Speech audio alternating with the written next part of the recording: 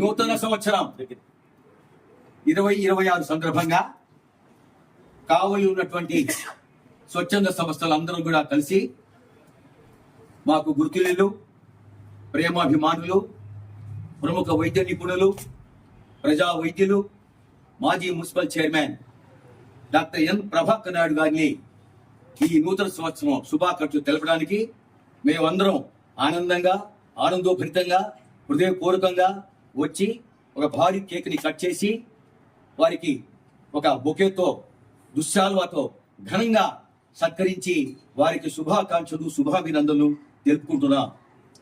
పోతే కావలిలో డాక్టర్ ప్రభాకర్ నాయుడు గారు అనేవారు ఒక గొప్ప వ్యక్తి.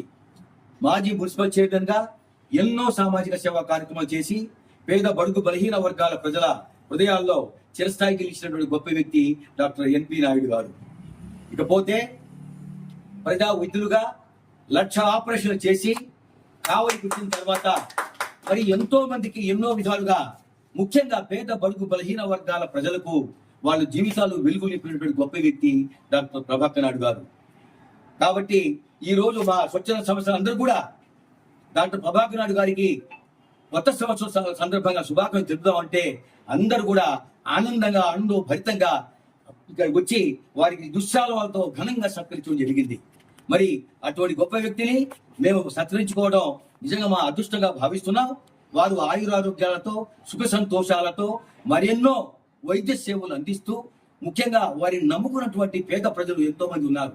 వారందరికి కూడా వారికి ఆయురారోగ్యాలు నింపుతూ సుఖ సంతోషం ఉంటే ఇవన్నీ చేయగలడు.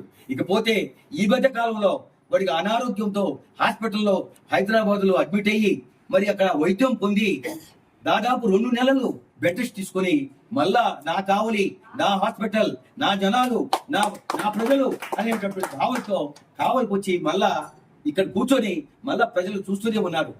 రోజు 50 మంది పేషెంట్లు చూస్తే దాంట్లో 25 మంది ఫ్రీ పేషెంట్ వస్తారు. అంటే వారి మీద ఉన్నటువంటి ప్రేమ, అభిమానం, సారికి ఉన్నటువంటి ఈ ప్రజల మీద ఉన్నటువంటి గౌరవం, ఆత్మీయత, అనురాగం ఇవన్నీ కూడా మమ్మల్ని అందరినీ కూడా ఈ స్థితికి తీసుకొచ్చాయి. కాబట్టి వారికి హృదయపూర్వకమైనటువంటి శుభాకాంక్షలు శుభాలను తెలుపుకుంటూ సెలవు తీసుకుంటున్నాను. మాట్లాడతాం మావాడు